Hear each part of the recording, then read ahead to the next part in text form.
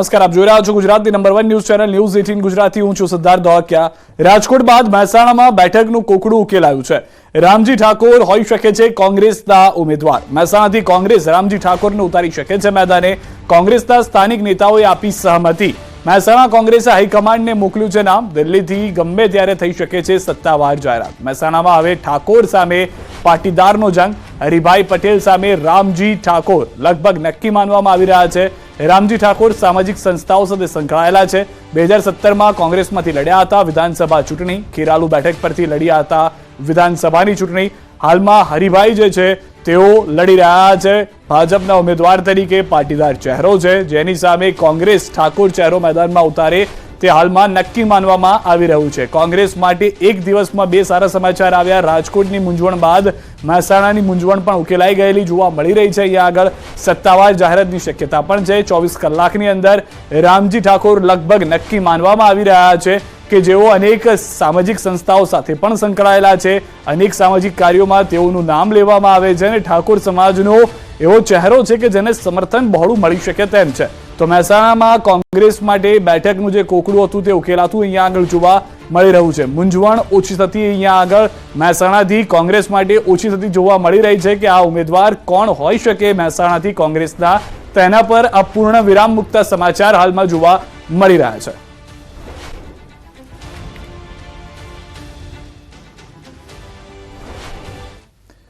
વધુ માહિતી ન્યૂઝ 18 સંવાદદાતા પ્રણવ પાસેથી મેળવીશું. પ્રણવ, જે રીતની પરિસ્થિતિ થઈ અને જે રીતના હાલમાં પણ જાણકારી છે, રાજકોટ પછી મહેસાણાથી પણ સારા સમાચાર કોંગ્રેસ માટે. જે ગૂંચવણ હતી, કોકડું ગૂંચવાયેલું હતું, તેના પર હવે પૂર્ણ વિરામ.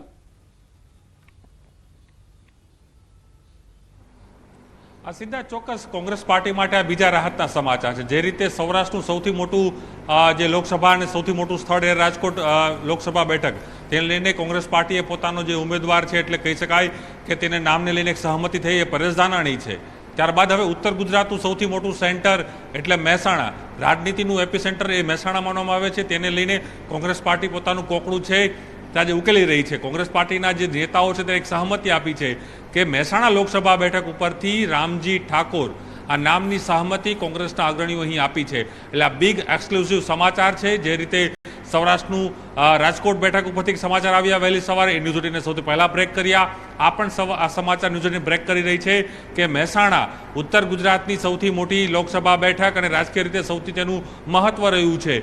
તેની અંદર કોંગ્રેસ પાર્ટીએ પોતાનો જે ઉમેદવાર છે એટલે પોતાનો મૂર્તિઓ છે તે ગોતી લીધું છે. અને મૂર્તિઓ છે રામજી ઠાકોર.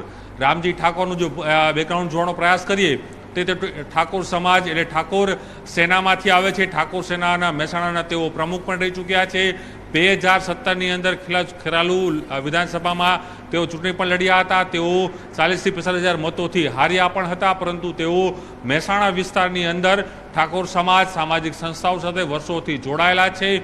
અને એક જ નામ એ આવ્યું એ રામજી ઠાકોરનું. અને એના કરતાં પણ સૌથી મોટી વાત એ અહીં આવી રહી છે કે આખા ઉત્તર ગુજરાતમાં આપ જોઈ શકો છો કે ઉત્તર ગુજરાતની અંદર કોંગ્રેસ પાર્ટી લોકસભાના જે ઉમેદવારો છે તેની અંદર સૌથી મોટી એક કાસ્ટને લઈને મોટી એક રાજનીતિ અહીં રમી છે. તે છે ઓબીસી સમાજની.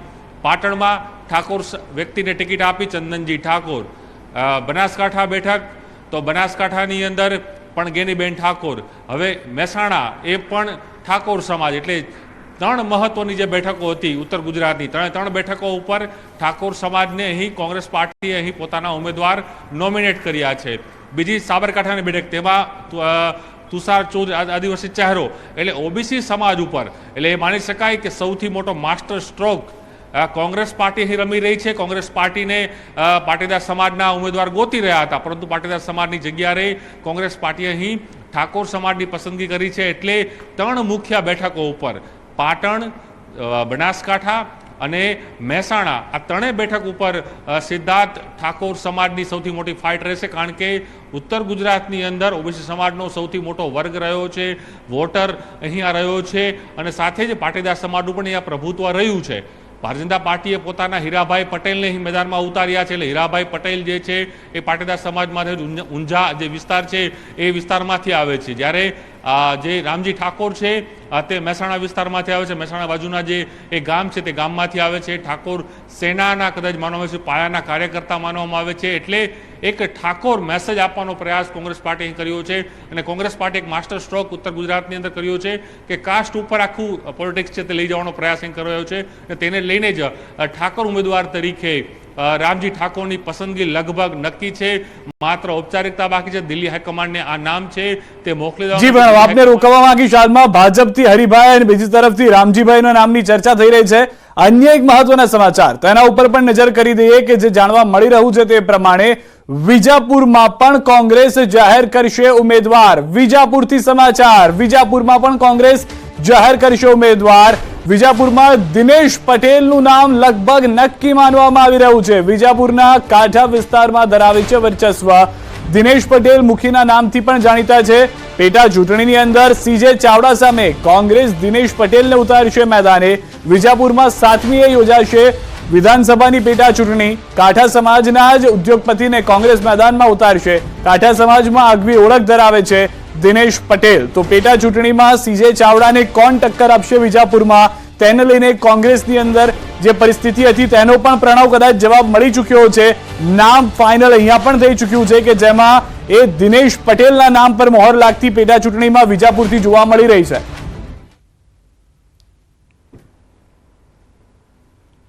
સિદ્ધાર્થ, આપણે વહેલી સવારે જ આ સમાચાર બ્રેક કર્યા હતા કે મહેસાણા કોકડું એટલા માટે ગૂંચવાયું હતું કે જો લોકસભા બેઠકમાં ઠાકોરને આપે તો નીચે વિજાપુરની જે બેઠક હતી, જે પેટા ચૂંટણી છે તેની અંદર પાટીદાર સમાજને આપશે, અથવા જો વિજાપુરમાં ઓબીસી સમાજને આપશે તો ચોક્કસ પ્રમાણે મહેસાણાની અંદર પાટીદાર સમાજને ટિકિટ આપવામાં આવશે લોકસભા બેઠકને લઈને. પરંતુ એ પિક્ચર અહીં ક્લિયર થઈ ગયું છે. કોંગ્રેસ પાર્ટીએ લોકસભા બેઠકને લઈને ઓબીસી સમાજમાંથી આવતા, ઠાકોર સમાજમાંથી આવતા રામજી ઠાકોરની પસંદ કરી છે. તો સાથે જ વિજાપુર એ પણ સૌથી હોટ ફેવરિટ આ બેઠક માનવામાં આવે છે, કારણ કે સીજે ચાવડા કોંગ્રેસ પાર્ટીમાં હતા, કોંગ્રેસ પાર્ટી છોડે છે અને તેઓ ભારતીય જનતા પાર્ટીના હવે ઉમેદવાર બને છે. ત્યારે હવે તે જે વિસ્તાર છે વિજાપુર એ હર હંમેશા માટે પાટીદાર સમાજનો ગઢ રહ્યો છે. પાટીદાર વોટ બેંક સૌથી મોટી રહી છે. એમાં પણ કાંઠા વિસ્તાર જે વિજાપુરની આખી એક જે જિયોગ્રાફી જે અલગ. અન્ય એક મહત્વના સમાચાર સુરતથી મળી રહ્યા છે. વીઆર મોલને આવ્યો છે ધમકી ભર્યો ઈમેલ. મોલમાં બ્લાસ્ટ કરવાની આપી ધમકી. જેટલાને બચાવવા હોય તેટલાને બચાવી લો. ઉમરા પોલીસ ઘટના સ્થળે પહોંચી. પોલીસે સમગ્ર મોલને ખાલી કરાવ્યો છે. લોકોમાં ભયનો માહોલ છે. કોણે આ મેલ કર્યો છે તેની વિશે જાણકારી નથી, પરંતુ જે અનનોન મેલ આવ્યો છે તેને લઈને પોલીસ હરકતમાં આવી ગઈ છે. મેલમાં લખવામાં આવ્યું છે કે જેટલાને બચાવવા હોય તેટલાને બચાવી લો. ઉમરા પોલીસને મેલ મળતા તુરંત તેઓ પહોંચી ગયા છે. આખા મોલને ખાલી કરાવવામાં આવ્યો છે.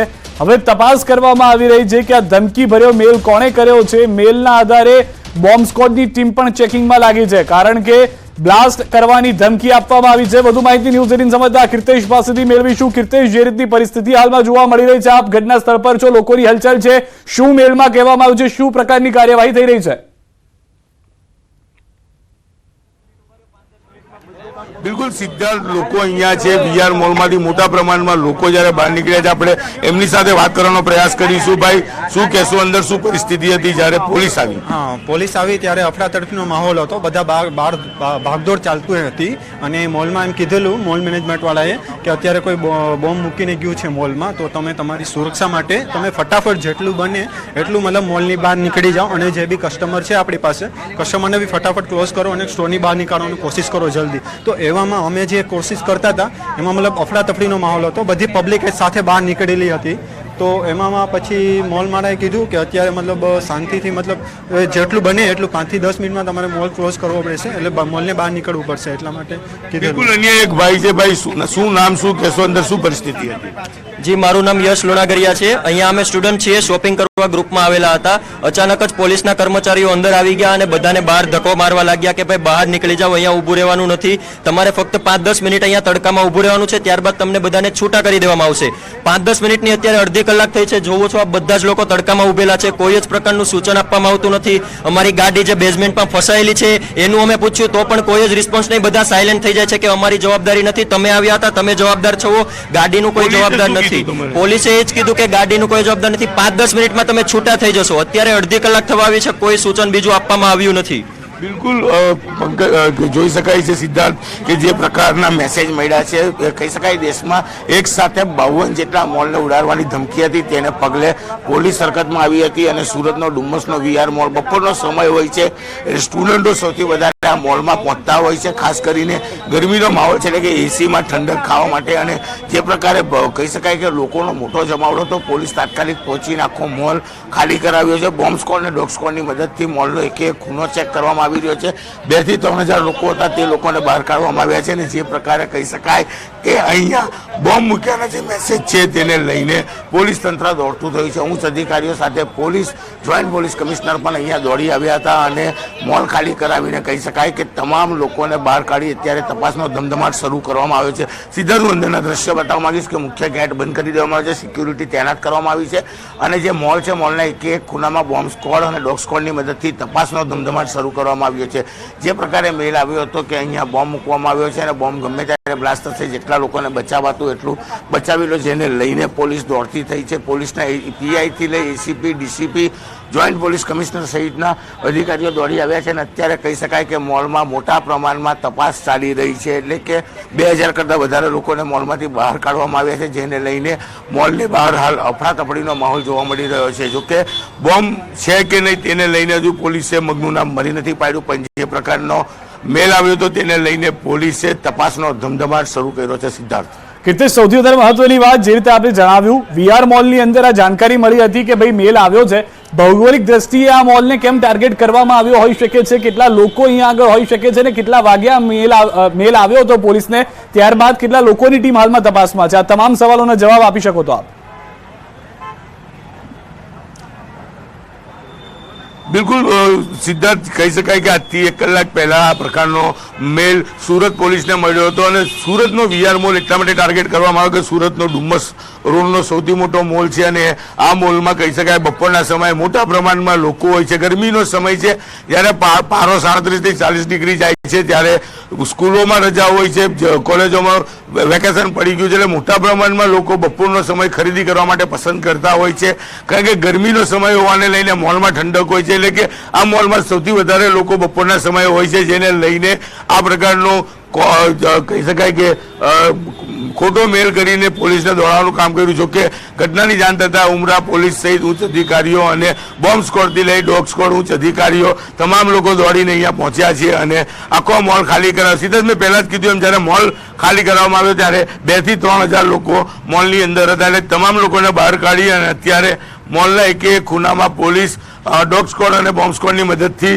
કહી શકાય કે ચેકિંગ કરી રહી છે આખો મોલ છે કે પોલીસ છાવણીમાં પરિવર્તિત થયો છે મોલની અંદર જુઓ કે મોલની બહાર જુઓ તમામ જગ્યા ઉપર પોલીસ તૈનાત કરવામાં આવી છે જે પ્રકારની આ ઘટના છે એટલે કે ડુમ્મસ સુરતના ડુમ્મસ રોડનો સૌથી મોટો મોલ છે અને સુરતનું સૌથી વધારે પબ્લિક બપોરના સમયે અહીંયા જોવા મળતું હોય એટલે કદાચ આ મોલને ટિકનખોરો દ્વારા ટાર્ગેટ કરવામાં આવ્યો હોય તેવું લાગી રહ્યું છે પણ હાલ લોકોની સુરક્ષાને ધ્યાનમાં રાખીને પોલીસ દ્વારા મોલ ખાલી કરાવી સઘન ચેકિંગ શરૂ કરવામાં આવ્યું છે સિદ્ધાર્થ કીર્તિશ કેટલા માળનો આ મોલ છે કારણ કે પોલીસને એ પણ ફોર્સની જરૂર પડશે તમામ ફ્લોર ઉપર પણ ચેકિંગ કરવું પડતું હશે બેઝમેન્ટમાં પણ કેટલાક લોકો કહેતા હતા કે અમારા વાહનોનું એક્સેસ અમને નથી મળી રહ્યું તો તેમાં પણ પોલીસને તપાસ કરવી પડશે કારણ કે હજી પુષ્ટિ તો થઈ નથી કે આ મેલ ફેક છે કે ખોટો સાચો છે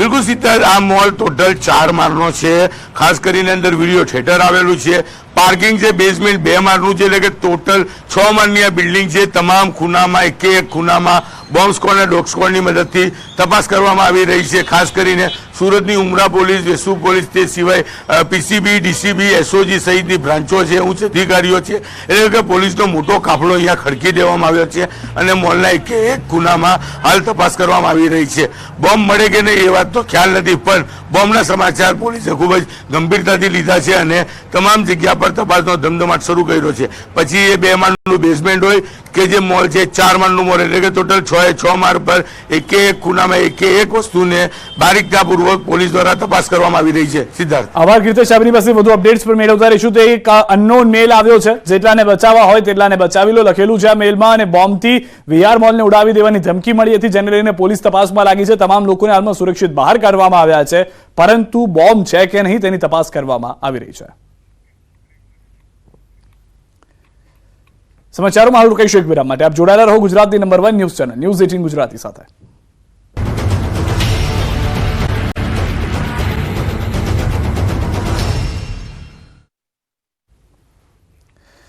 રાજકોટમાં ધાનાણીના ચૂંટણી લડવા પર બોલ્યા ભરત બોગરા. રાજકોટમાં કોઈ ટક્કર જેવું જ નથી. રાજકોટ ભાજપનો ગઢ છે.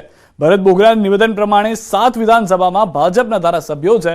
અમારી આખી ટીમ ચૂંટણી લડવા તૈયાર છે. જનતા કોંગ્રેસનો ભ્રષ્ટાચાર ઓળખી ગઈ છે. કોંગ્રેસનું કોઈ જ સંગઠન નથી. પરસોત્તમભાઈ રૂપાલા 5 લાખની વધુ લીડથી જીત મેળવશે. કોંગ્રેસ ડિપોઝિટ બચાવવા અમરેલીથી રાજકોટ ગઈ છે.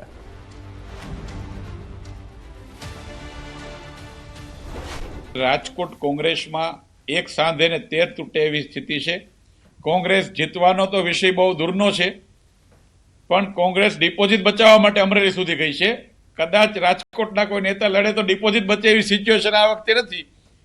તો અમરેલીથી નેતા આવશે તો ડિપોઝિટ બચી જાય, આટલા માટેની આ લડાઈ છે. જીતવાનો તો વિષય જ નથી. આ તરફ વધુ એક મહત્વના સમાચાર. ભરૂચ લોકસભા બેઠક પર ત્રિકોણીયો જંગ નક્કી. બીએપીમાંથી છોટુ વસાવાના નાના પુત્ર દિલીપ વસાવા ઉમેદવાર. ગુજરાતની અન્ય બેઠકો ઉપર પણ ઉમેદવાર ઉતારવામાં આવશે. કમિટીની મીટિંગ બાદ આજ રોજ છોટુ વસાવાએ તેઓના નિવાસસ્થાને ઉમેદવારની જાહેરાત કરી છે. તો ભાજપ આપ બાદ બાપ પણ પોતાની પાર્ટીના ઉમેદવાર જાહેર કરી ચૂકી છે. ભારતીય આદિવાસી પાર્ટી, જેને બાપના ઉમેદવાર કહેવામાં આવી રહ્યા છે, તે છે છોટુ વસાવાના નાના પુત્ર દિલીપ વસાવા.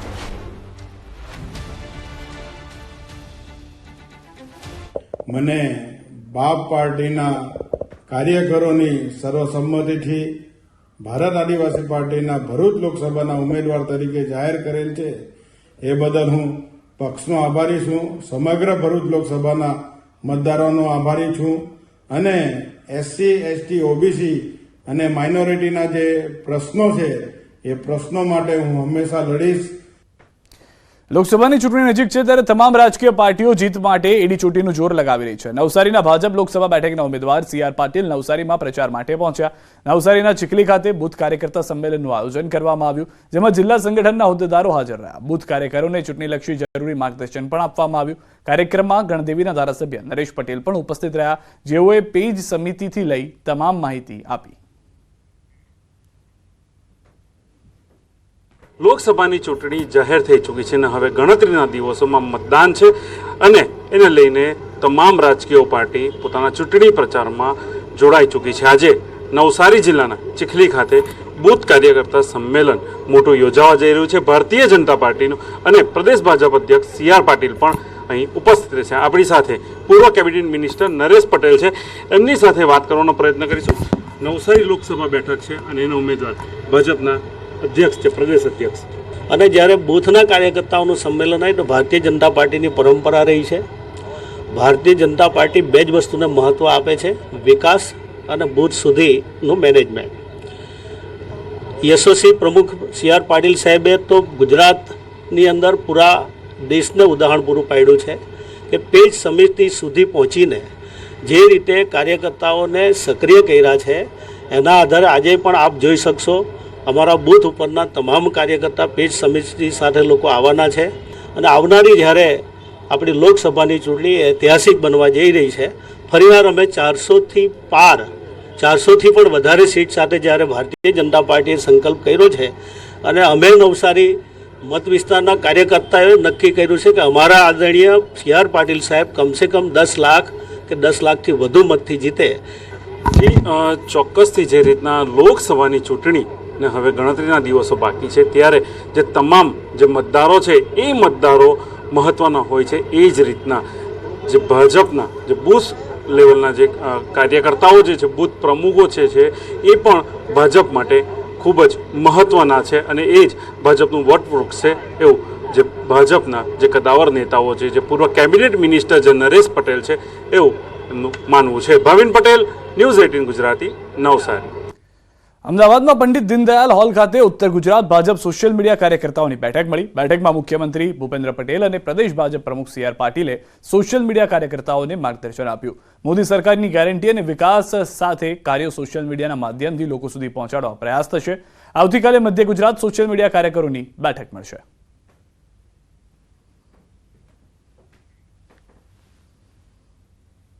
કાર્યકર્તાઓને અધ્યક્ષશ્રી અને માનનીય મુખ્યમંત્રીશ્રીનું માર્ગદર્શન મળે, એમના દ્વારા એમને કંઈક નવી વાત જાણવા મળે, એ વિષય હેતુથી અમે આજે આ બેઠક ઓર્ગેનાઇઝ કરી હતી.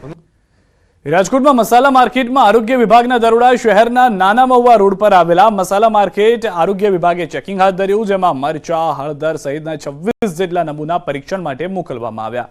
આરોગ્ય વિભાગના અચાનક દરોડાથી મસાલા માર્કેટ તથા વિક્રેતાઓમાં ફફડાટ ફેલાયો છે.